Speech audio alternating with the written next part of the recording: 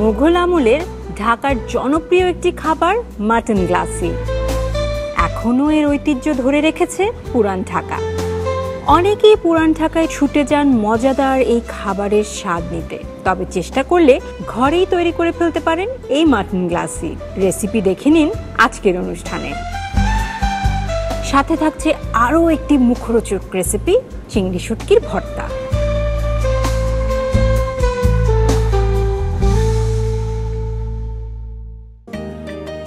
জানি সেদিন পুরান ঢাকায় গিয়েছিলাম, একটা মজাদার কি জানি খেলাম, মাটন গ্লাসি, খুবই মজা। খাবি নাকি? আমি বানাবো। বাইরে যেতে হবে না, আমি রেসিপি পেয়ে গেছি, তুই জাস্ট ভাইয়াকে নিয়ে চলে আয়। ঠিক আছে, ওকে, দেখা হবে, বাই।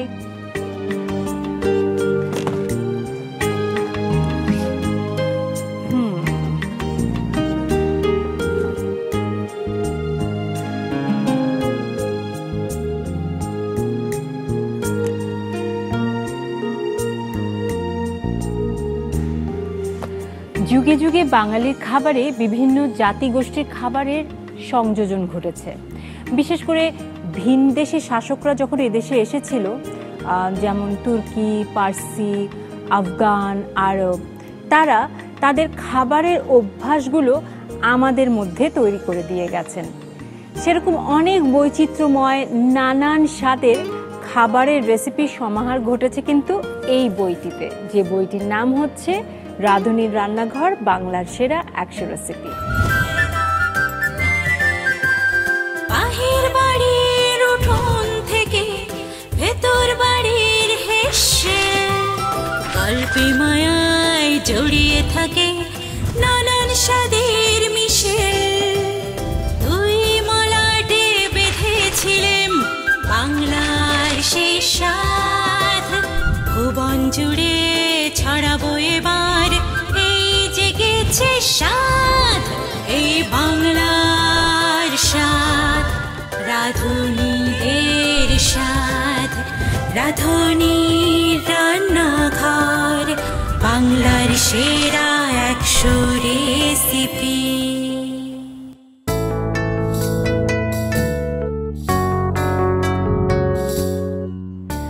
দর্শক সবাইকে স্বাগত জানাচ্ছি রাঁধুনি রান্নাঘর, বাংলার সেরা 100 রেসিপি আয়োজনে। রান্না এবং খাদ্য প্রত্যেকটি জাতির কিন্তু একটি পরিচয় বহন করে। প্রত্যেক জাতিরই কিন্তু একটা রান্নার পদ্ধতি এবং খাদ্য সংস্কৃতি রয়েছে। বাঙালিরও কিন্তু নিজস্ব একটা খাদ্য সংস্কৃতি আছে এবং এই সংস্কৃতিকে সমুন্নত রেখে একটি বিশ্বস্ত সহযোগী হিসেবে সবসময় পাশে রয়েছে এবং কাজ করে চলেছে কিন্তু রাঁধুনি, যার একটি বহিঃপ্রকাশ হচ্ছে এই বইটি। আর এই বইটিকে ঘিরেই আমাদের আয়োজন। আজকে আমরা দুটি রেসিপি করছি। রেসিপি দুটো হচ্ছে মাটন গ্লাসি এবং চিংড়ি শুটকির ভর্তা।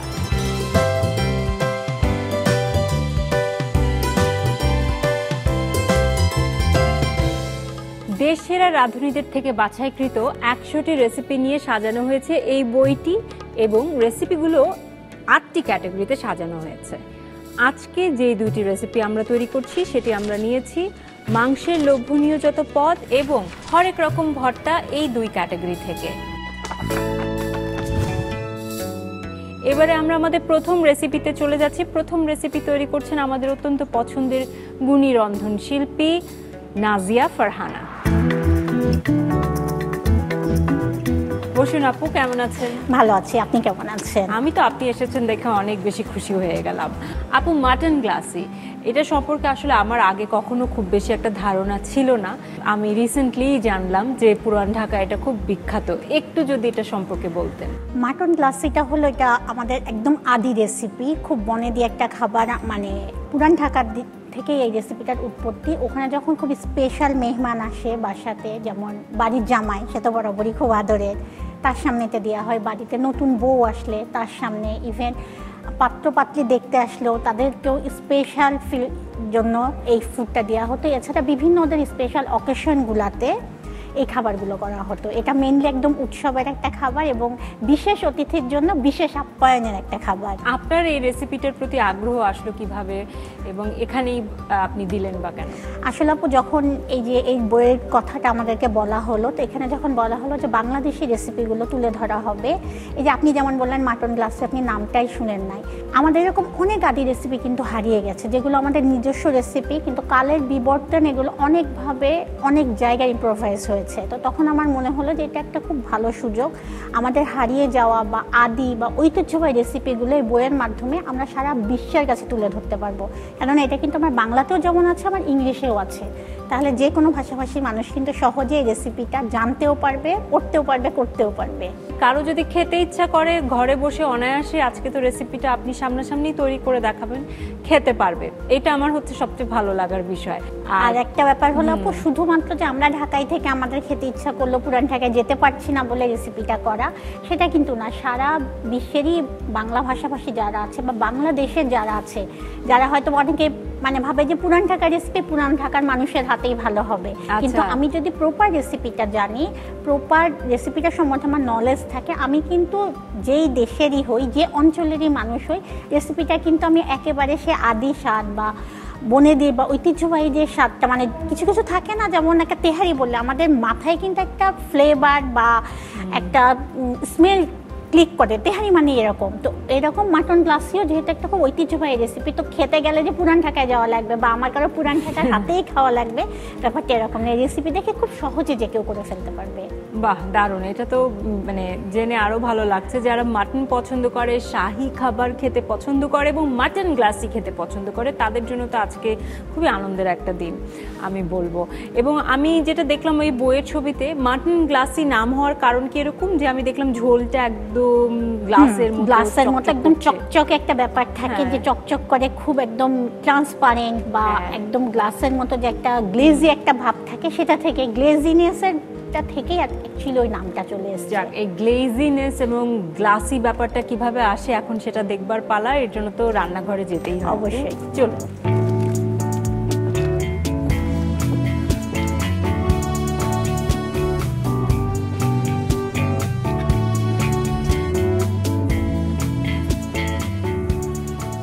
মাটন গ্লাসি, সব উপকরণ শাহী যেহেতু ব্যাপারটা, সামনে তো অনেক কিছু থাকবে, তাহলে সব রেডি, চলুন শুরু করি।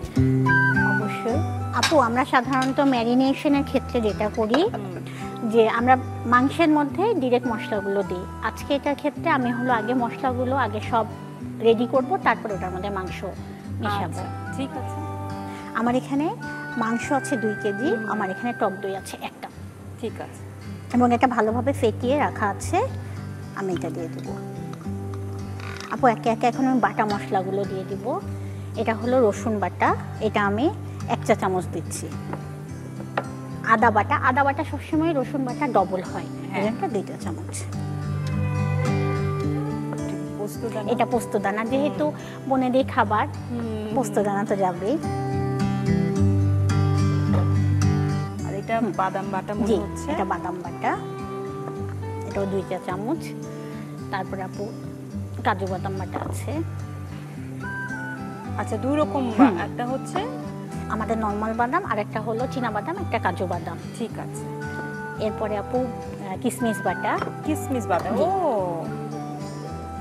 এই যে একটা ক্রিমি গ্লাসির যে একটা ক্রিমি টেক্সচার আসবে না, এগুলো হলো এই বাদামগুলোর জন্য। এরপর আপু গুঁড়া মশলাগুলো দিয়ে দিব। এটা হলো গরম মশলা গুঁড়া। আপু ঝাল কেমন পছন্দ করেন? ভালোই পছন্দ করি। আচ্ছা, তাহলে একটু ঝাল দিচ্ছি। আর এটা হচ্ছে জায়ফল জয়িত্রী গুঁড়া। এবার আপু একটু লবণ দিয়ে দিচ্ছি। এটা হচ্ছে গোলমরিচ গুঁড়া।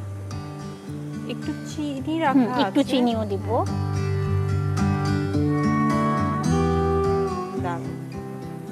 এই মশলাগুলো একটু ভালো করে মাখিয়ে দিই। তো পার্থক্যটা কি দাঁড়াবে? আমরা এখানেও তো নরমালি যে প্রসেসে করি ওটাও তো করতে পারি। হ্যাঁ, আদি রান্নাগুলোতে আমরা যদি একদম আমাদের পুরানো দিকে রান্নাতে যাই, তখন দেখবো ওরা সব মশলাগুলো আগে মাখিয়ে নিত, তারপরে সেটা চুলাতে দিয়ে কষানো বা মাছে দিয়া, মাংসে দিয়া বা সবজিতে এভাবে দিত। যেহেতু আমাদের এটা আদি রেসিপি, এই জন্য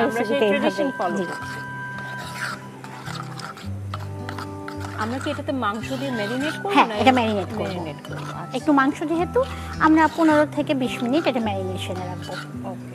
আপু আমার মশলাটা মাখানো হয়ে গেছে, আমি এখন মাংসটা দিয়ে দিচ্ছি। এখানে রয়েছে 2 কেজি 2 কেজি খাসির মাংস। জি। আমাদের হাত তো ধোয়াই থাকে, তারপর আমরা একটু গ্লাভস ইউজ করে নেব, কারণ রান্নার কাজ করতে গেলে হাইজিনটা আমাদের সবার আগে মেনটেন করতে হয়।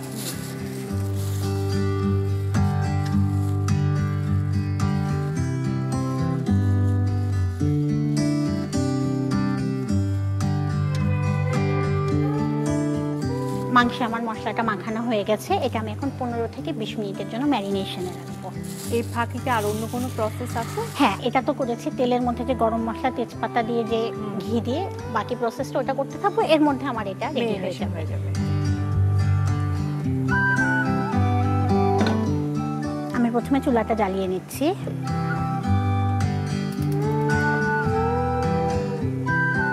আমি যেহেতু এটা টক দই দিয়ে ম্যারিনেট করেছি, মাটন হলেও খুব বেশি টাইম লাগবে না, সিদ্ধ হয়ে যাবে তারা। আদি রেসিপিতে মাটন দিয়ে আছে, বাট আমি চাইলে কিন্তু এটা বিফ দিয়েও করতে পারবো, চিকেন দিয়েও করতে পারবো। ওকে। আপু এবার তেল দিয়ে দিই, তেল আর হ্যাঁ। ঘি দুটো মিশিয়ে দিব। এখন অনেক কিছুই সাবস্টিটিউট হয়ে গেছে। আগে জি। আমরা কাচ্চি বলতেই বুঝতাম হচ্ছে মাটন, হুম। এখন নাকি কাচ্চি বিরিয়ানিও হচ্ছে বিফ দিয়েও করা যায়, চিকেন দিয়েও নাকি করা করা যায়। যায়। চিকেনের কাচ্চি বিরিয়ানি। হ্যাঁ, কেননা আপু কাচ্চি বলতে হলো আমার রাইসটাও কাঁচা, আমার প্রোটিনটাও মানে যেই মিটটা ইউজ করব সেটাও কাঁচা।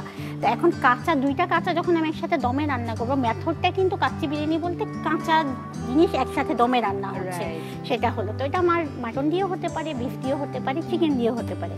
আপু একটু ঘি মিশাবো আমি এর মধ্যে।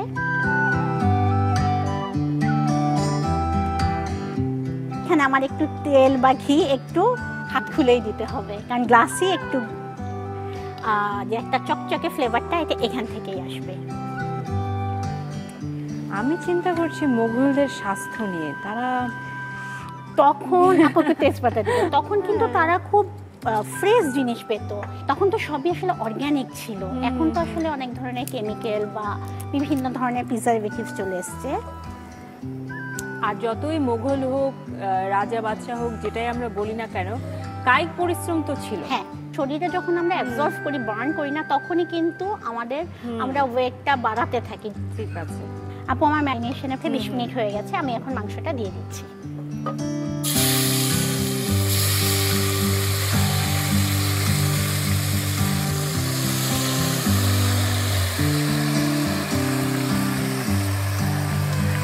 এখানে আমি একটু পানি দিয়ে ধুয়ে বাকিটা দিব, যেহেতু এখানে অনেকটা মশলা লেগে আছে। মশলা আমরা ওয়েস্ট করবো না। যতটুকু আছে সেটা আমরা হ্যাঁ, দিয়ে দিই। ইউজ করে ফেলবো। তাহলে তারপর এটা তো আর বেশি কিছু না, আমার মনে হয় দমে রাখবো। এই হ্যাঁ, যা। এটা দমে রাখবো, আর যেহেতু আমার ম্যারিনেশনটা প্রপারলি করা আছে, খুব বেশি সময় লাগবে না, এটা একদমই ইজি। আপু আমার কষানো হয়ে গেছে, আমি এখন পানি দিয়ে দিচ্ছি এর মধ্যে।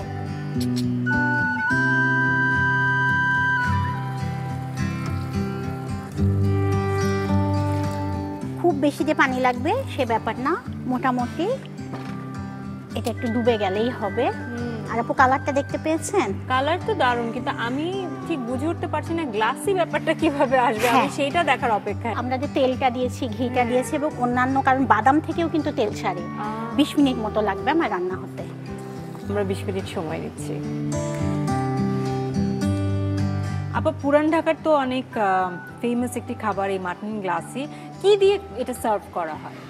যেহেতু আপু এটা আমরা অতিথি আপ্যায়ন বা আমাদের বিশেষ দিনের খাবার, এটা সাধারণত পোলাও, বিরিয়ানি এটা দিয়েই সাধারণত সার্ভ আগে হতো। এখন কিন্তু বা পরোটা যদি সকালে নাস্তার সময় যেত, বা নান রুটি এগুলো দিয়ে, আবার এটা কিন্তু সাদা ভাত, রুটি এগুলো দিয়েও খুব ভালো লাগে, খিচুড়ি, ভুনা খিচুড়ির সাথে তো খুব ভালো লাগে। তাহলে তো খুব ভালোই। পুরান ঢাকায় অবশ্য সকালবেলা এরকম রেড মিট খাওয়ার একটা প্রচলন আছে, এবং একদম পরোটা, ঘিয়ে ভাজা পরোটা দিয়ে, হ্যাঁ। এটা তাদের তো খুব পছন্দের খাবার। তারা যেমন লাঞ্চ বা ডিনারেও খায়, তারা ব্রেকফাস্টেও খায়। আমরা অনেক কিছু চিন্তা করি যে বাট ওনারা কিন্তু দেখবেন আসলে আমরা না অনেক কিছু ওটা ভেবে অনেক কিছু খেতে ভয় পাই, ওদেরকে দেখবেন ওরা কিন্তু খেয়ে ঠিকই খাচ্ছে এবং তারা কিন্তু ক্যালোরিটা বার্নও করে ফেলছে। সেটাই হচ্ছে আসল কথা। আপু অনেক তো হলো, কি মনে হচ্ছে? আপু আমি একটু খুলে দেখি, আমার তো 20 মিনিট হয়ে গেছে। এই যে আপু ফুটে উঠেছে, আমি যেটা বলছিলাম। হ্যাঁ, গ্লাসে যখন নাম দেখছেন আপু, তেলটা কিন্তু একদম উপরে উঠে চলে এসেছে। এই অবস্থায় আমি একটু বেরেস্তা দিয়ে দিই। হ্যাঁ, এখানে আপু 2 চা চামচ মতো বেরেস্তা দিব। আচ্ছা, দিয়ে এটাকে আর বেশি না আপু, 5 মিনিটের জন্য এটাকে দমে দিব, এরপরে আমার খাবার রেডি। ঠিক আছে, আমরা তাহলে 5 মিনিট ওয়েট করছি এই মাটন গ্লাসের জন্য।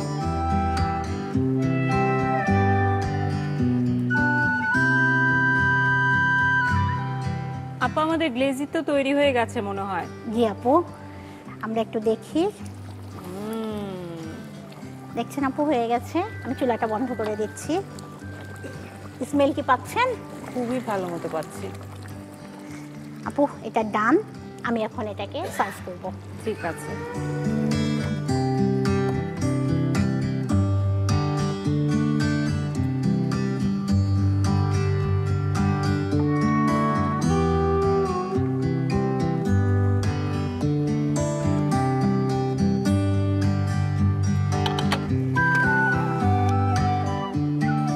হয়ে গেল আপনার জন্য মজাদার মাটন গ্লাসি।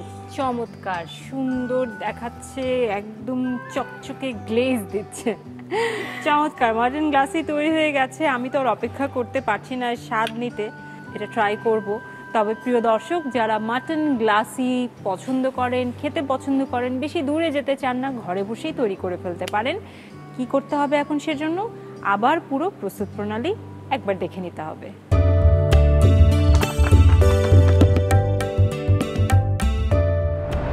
মাটন গ্লাসি রান্নায় প্রয়োজনীয় উপকরণ: খাসির মাংস 2 কেজি, রসুন বাটা 2 চা চামচ, পেঁয়াজ বাটা আধা কাপ, আদা বাটা 2 চা চামচ, তেল আধা কাপ, ঘি 100 গ্রাম, টক দই 1 কাপ, মরিচের গুঁড়া 2 চা চামচ, কিশমিশ বাটা 2 চা চামচ, পোস্তদানা বাটা 1 টেবিল চামচ, কাজু বাদাম বাটা 2 চা চামচ, চীনা বাদাম বাটা 2 চা চামচ, গরম মশলার গুঁড়া এলাচ, দারচিনি, লবঙ্গ, কালো এলাচ 1 চা চামচ, গোলমরিচের গুঁড়া আধা চা চামচ, তেজপাতা 2টি, জায়ফল ও জয়ত্রীর গুঁড়া 1 চা চামচ, চিনি আধা চা চামচ, বেরেস্তা সামান্য, লবণ স্বাদমতো।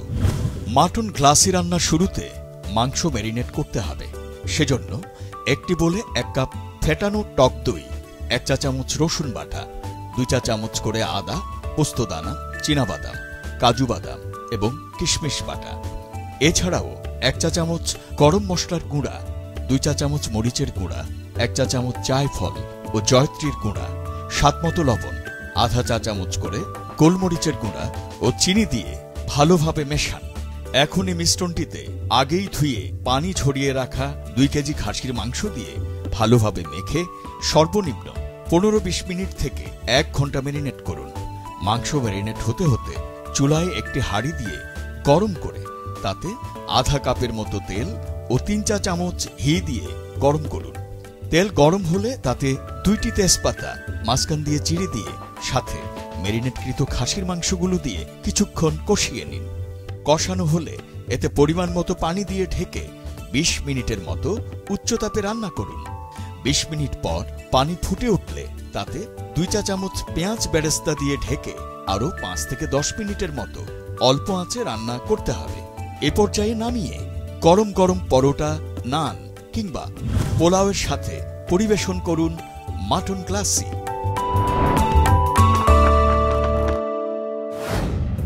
আপনারা দেখছেন রাঁধুনির রান্নাঘর, বাংলার সেরা 100 রেসিপি। এরকম একটি সেরা রেসিপি হচ্ছে শুটকির ভর্তা, চিংড়ি শুটকির ভর্তা, যেটি তৈরি করে দেখাবেন আমাদের অত্যন্ত পছন্দের রন্ধনশিল্পী সাবিনা সিরাজি। আপু, চিটংয়ের মানুষ আপনি, চিটংয়ে ভর্তা তো মানে ফেমাস। চিটংয়ের মানুষের হাতে যদি সেটা বানানো হয় তাহলে তো স্বাদই আলাদা হয়ে যায়। একটু রেসিপিটা সম্পর্কে জানতে চাই।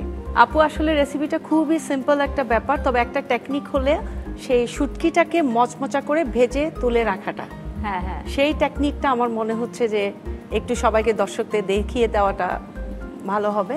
পেঁয়াজের বেরেস্তাটা কি করে হলো আর সেটা ক্রিস্পি থাকা। আমার কাছে কিন্তু মানে যে কোনো শুটকি, আমি হয়তো যেহেতু শুটকি অনেক কম খাওয়া হয়েছে, আমার কাছে স্বাদ একই লাগে, কিন্তু অবশ্যই স্বাদের হ্যাঁ, স্বাদের মধ্যে কিছু পার্থক্য, এক একটা শুটকির মজা আলাদা। তারপরে অনেকে পেঁয়াজটা ভাজে, এখানে আমি পেঁয়াজটাকে ভাজবো না, কাঁচা দিব, সেরকম একটু একটু এদিক ওদিক আছে একটু সব ভর্তায়। হ্যাঁ, এই ভর্তাটাকে এই বইয়ে ইনক্লুড করার ইচ্ছে কেন হলো আপনার? চট্টগ্রামকে তুলে ধরা, চট্টগ্রামকে ব্র্যান্ডিং করা, যে সেই ইচ্ছা থেকে আমি এটা করেছি।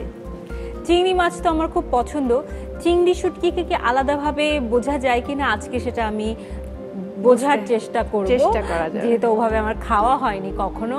সো আপা আর সময় নষ্ট করতে চাই না, রান্নাঘরের দিকে এগোই এবং এই মজাদার চিংড়ি শুটকির ভর্তা নাম শুনলেই তো ভালো লাগে, তার উপর ভর্তা, এটি গরম ভাত দিয়ে খেতে।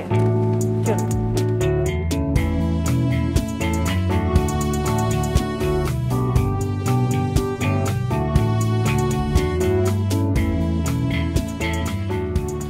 বাহ, চিংড়ি শুটকি দেখতে পাচ্ছি, ছোট ড্রাই চিংড়ি। এটাকে ধুয়ে পানি ঝরিয়ে নেওয়া হয়েছে, এখন আমি প্রসেসিং এ চলে যাচ্ছি। ওকে আপু। ভর্তাটা একেবারে সোজাসুজি। আপু আমাকে একটু হেল্প করেন আগুনটা দিতে। আর তেল, কোন তেল দিব? রাঁধুনি সানফ্লাওয়ার তেল আধা কাপের মতো। বাস, এটা একটু হোক। আমি প্রথম একটা ডেকোরেশনের সহ 5টা মরিচকে এখানে ভেজে নিব। আচ্ছা, একটা ডেকোরেশনে যাবে, 4টা হচ্ছে রান্নায় যাবে। রান্নায় যাবে। ভালোভাবে হিট না হলে এটা মচমচা হবে না। ছেড়ে দিলাম। আমি এটা পাশে রাখি, আমার সব কিছু ভেজে আমি এটাতে উঠাবো। ও, আলাদা আলাদা ভাজছি সবকিছু আলাদা ভাজতে হবে। ভর্তার একটা টেকনিক হচ্ছে আগে মরিচ, এরপরে রসুন, একদম সবার শেষে চিংড়িটা ভাজতে হবে। আগে যদি আমি চিংড়িটা ভাজি আপু, তাহলে তেলটা আঠা হয়ে যাবে, আঠালো ভাব চলে আসবে। মরিচ তো সুন্দর ফুলে উঠেছে। হ্যাঁ, ভালো করে ভাজা হোক, একটু রংটা কালচে হবে, তারপর আমি নিয়ে নিব। সে টকটকে লাল থেকে এখন একটু কালচে হচ্ছে না, এখন আমি তুলে ফেলবো। তুলে এক সাইডে রেখে দিলাম। এখন আমাকে আপু রসুনটা দেন।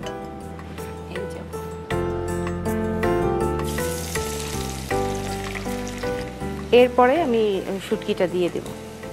পেঁয়াজটা আমি ভেজে করছি না, কাঁচা পেঁয়াজের ভর্তা এটা। এটা অন্যরকম, সাদা ভাত দিয়ে ভীষণ মজা। সরষের তেল দিয়ে মাখাবো। আচ্ছা, রাঁধুনি সরষের তেলের তো ঝাঁঝটা ভীষণ ভালো। রসুনটা কি আমরা লাল করছি? একটু বাদামি, পুরোপুরি লাল না, বেশি লাল করতে গেলে তিতা হয়ে যাবে। আমি অলরেডি ঝাঁকায় তুলে ফেলি। চিংড়ি শুটকি ভাজার জন্য আর একটু তেল দিতে হবে এখানে। একটু বাদামি হলো না? হ্যাঁ, হয়ে গেল। এখন আমি এটা তুলে ফেলি আগে, আর একটু তেল অ্যাড করে তারপর আমি চিংড়িটা দিয়ে দেব। তুলে রেখে দিলাম। ঠিক আছে, ডুবো তেলে ভাজলে সবচেয়ে ভালো হয়, ক্রিস্পি হবে। বাস, আর লাগবে না। বাহ, আমার তো মনে হচ্ছে ব্যাপারটা খুব কচকচে হবে। হ্যাঁ, আমি বইতে তো দিয়েছি আধা কাপ তেল এর মধ্যে ডুবোতে ভাজা। যাদের শুটকির পরিমাণটা যদি একটু কম বেশি হয়, তাহলে তেলের পরিমাণটা একটু বাড়িয়ে কমিয়ে নিলে হয়ে যাবে। এখন আমাকে এটা দিয়ে দেন। কতখানি? 1 কাপের একটু বেশি, 50 গ্রাম। 50 গ্রাম।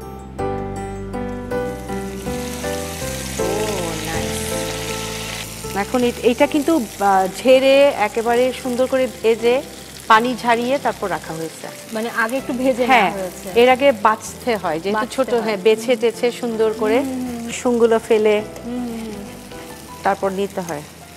চিংড়ি তো অনেক রকমের সাইজ আছে। হ্যাঁ, আমাদের চাটগাঁইয়া ভাষা বলে বাঘা তারা ইসা, তা আসলে এটা হচ্ছে টাইগার প্রনকে বলা হয়। ওকে। তারপরে লবস্টারকে সোয়াইসা, মানে লবস্টার। অ্যাকচুয়ালি লবস্টারের মধ্যে আবার 2 রকম আছে। একটা আমরা গলদা চিংড়ি যেটা বলি, সেটার মধ্যে একটা আউটার অ্যাঙ্কারে পাওয়া যায়, যেটা গভীর সমুদ্র থেকে বিশাল বড় বড়। ওইটা দিয়ে আমি যেমন লবস্টার থার্মিডর করি। লবস্টার থার্মিডরটা একটা কন্টিনেন্টাল ফুড, ওকে, চিজ দিয়ে করা হয় আর মাশরুম দিয়ে। আচ্ছা, ওইটা ওই লবস্টার ছাড়া হয় না। 5 স্টার হোটেলগুলোতে দেয়। অনেক রকমের চিংড়ি আছে আমাদের দেশে, বাইরে। এটা আমি কিভাবে বুঝবো যে এটা ক্রিস্পি হয়ে গেছে? আমি করতে করতে আসলে এটা আইডিয়া আমি দেখাবো, ঠিক আছে? এই যে এটা হতে হতে হতে হতে হয়ে যায়, আচ্ছা, ক্রিস্পি ফর্মটা এসে যায়। এটা আমি এখন বুঝাতে পারবো না, বাস করার মধ্যে যে করবে সেই বুঝতে পারবে যেটা হয়ে যাচ্ছে। চিংড়ি শুটকি ক্লিন করার কোনো প্রসেস আছে কিনা? একবার চিংড়ি ছুরি শুটকি দেখিয়েছিলেন। আমি বলি চিংড়ি শুটকিকে অ্যাকচুয়ালি বড় চিংড়ি যেগুলো সেগুলোতে একটু গন্ধ থাকে, সেই ক্ষেত্রে চিংড়িকে মাথা কেটে আর শিরদার থেকে একটা রগ বের করতে হয়, সিরকা দিয়ে ধুয়ে ফেলা। আচ্ছা, আমি যেটা করি সিরকা দিয়ে করি। সিরকা দিয়ে ধুয়ে যদি তোলা হয় তাহলে স্মেলটাও থাকে না, ভীষণ ভালো হয়, ফ্রেশ হয়। আর এগুলো ছোটগুলো সবগুলাই সিরকা দিয়ে ধোয়া যাবে। ওকে আপু, সুন্দর একটা ক্রিসপিনেস কিন্তু হ্যাঁ, চলে এই যে এসেছে। আর ব্রাউন কালারটা চেঞ্জ হয়ে আমি নিয়ে ফেলছি। তাহলে আমার হয়ে গেছে এগুলা।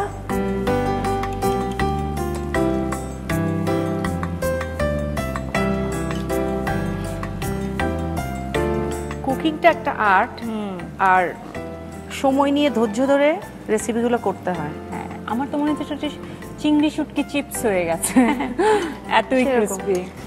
আজকে তো আমরা ভর্তা আকারে খাবো, যদি পেঁয়াজটাও আমি ক্রিসপি করে নেই আর এটাকে যদি একটু ঠান্ডা করে গরম ভাবটা চলে গেলে আমি যদি বয়ামে রেখে দিই 6 মাসও থাকবে। ও নাইস। আমি আজকে কাঁচা মাখানোটা যেহেতু করতে চাই, কারণ সাদা ভাত দিয়ে ভালোই লাগে কাঁচা মাখানোটা। আমার হয়ে গেল আপু, আমি গ্লাভস পরে এখন আমার মাখানোর পর্যায়ে। ওকে আপু, একদম সিম্পল রেসিপি, আমি এখন মাখিয়ে দেখাবো আপনাদেরকে, ঠিক আছে? এখন সরষের তেল, পেঁয়াজ এগুলো দিব, কিন্তু তার আগে আমি একটা মরিচ আমি ডেকোরেশনের জন্য এখানে উঠিয়ে আলাদা করে রাখছি। ঠিক আছে, অন্যান্যগুলোর বোটাটা আমি ফেলে দিচ্ছি। আচ্ছা, আমরা বোটা সহই ভেজেছি, হ্যাঁ, না হলে ওই বেশি ঝাল হয়ে যেত। বেশি ঝাল, হ্যাঁ হ্যাঁ। লবণটা স্বাদ মতো দেয়া লাগবে, আপনি একইয়ে দিয়েন। আমি মরিচটা একটু কচলে নিই, তারপর আপনি আমাকে এখানে লবণ 1 টেবিল চামচটাই দিবেন। এটা কচলে গেল। এখন আমার এই জায়গাতে আপনি এই লবণটা দেন। সরষের তেল 2 টেবিল চামচ দেন। এটা তো টিস্পুন আপা, 4 বার দিলে টেবিল স্পুনে হয়ে যাবে। আর একটু, ওকে। এখন আমি কাঁচা পেঁয়াজটাকেও এটার সাথে কচলে নিচ্ছি। প্রয়োজনে আর ভর্তা করতে গিয়ে কারো যদি মনে হয় আরেকটু সরষের তেল দেয়া যায়, আমারও হয়তো প্রয়োজন হলে আমি দিতে পারি। লবণ আমি 1 চামচ দিতে, অনেকের হয়তো লবণ একটু বেশি যায়, চাইলেও দিতে পারে। এখন আমি সবগুলা মেখে ফেলতেছি। ঘ্রাণ আসতেছে একটা সরষের তেলের, রাঁধুনি সরষের তেল বলে কথা। হয়ে গেছে আপু, এখন আমি প্লেটিং করব। ওকে, একটু ধনেপাতা কুচি দিচ্ছি। জি আপু, 2 টেবিল চামচের পরিমাণ। গোল করেই বাড়া হয়, কম বেশি দেয়া যায় সবকিছু, সেটা কোনো ব্যাপার না। একটু ধনেপাতা বেশিও যেতে পারে, একটু কম যেতে পারে। মরিচ যারা ঝাল খায় তারা আর একটু বাড়িয়ে দিতে পারে, নিজের ওপর। এরপর আমাকে ধনেপাতা আর এটা দেন, গার্নিশটা করব।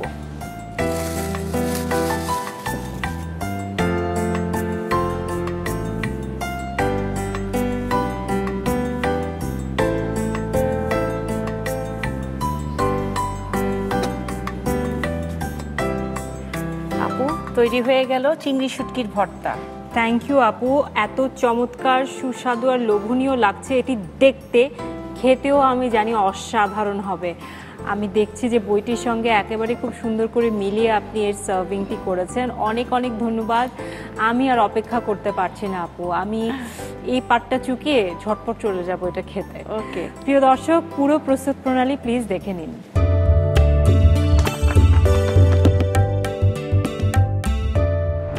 চিংড়ি শুটকির ভর্তা তৈরিতে প্রয়োজনীয় উপকরণ: চিংড়ির শুটকি 50 গ্রাম, পেঁয়াজ কুচি আধা কাপ, রসুন কুচি 2 চা চামচ, ধনেপাতা কুচি 2 টেবিল চামচ, শুকনো মরিচ 4 থেকে 5টি, সরিষার তেল 2 টেবিল চামচ, তেল ভাজার জন্য আধা কাপ, লবণ স্বাদমতো। চিংড়ি শুটকির ভর্তা তৈরির শুরুতে একটি কড়াইয়ে আধা কাপের মতো তেল দিয়ে গরম করে তাতে 5টির মতো শুকনো মরিচ টেলে নিন। এরপর এতে প্রথমে 2 চা চামচ রসুন কুচি বাদামি করে ভেজে আগে ধুয়ে পানি ঝরিয়ে রাখা চিংড়ির শুটকিগুলো ভালো করে ভাজুন। ভাজা শেষে চিংড়ি নামিয়ে শুরুতে শুকনো মরিচ ভালো মতো মেখে এতে স্বাদ মতো লবণ এবং 2 টেবিল চামচ সরিষার তেল দিন। এ পর্যায়ে বলে আধা কাপ পেঁয়াজ কুচি দিয়ে এবং ভেজে রাখা রসুন এবং শুটকি ভালো করে মেখে নিন। সবশেষে 2 টেবিল চামচ ধনেপাতা কুচি দিয়ে মিশিয়ে নিন। ব্যাস তৈরি হয়ে গেল চিংড়ি শুটকির ভর্তা।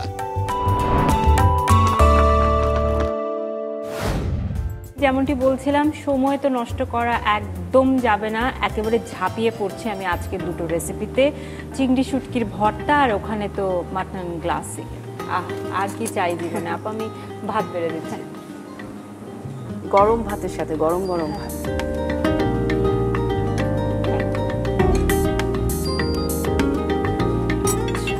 চিংড়িটাকে আমি তুলে দিই। হ্যাঁ,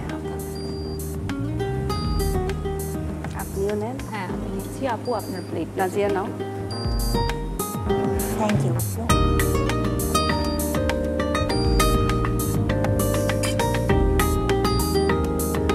আপু আমি বেড়ে দেবো? হ্যাঁ, থ্যাংক ইউ আপু।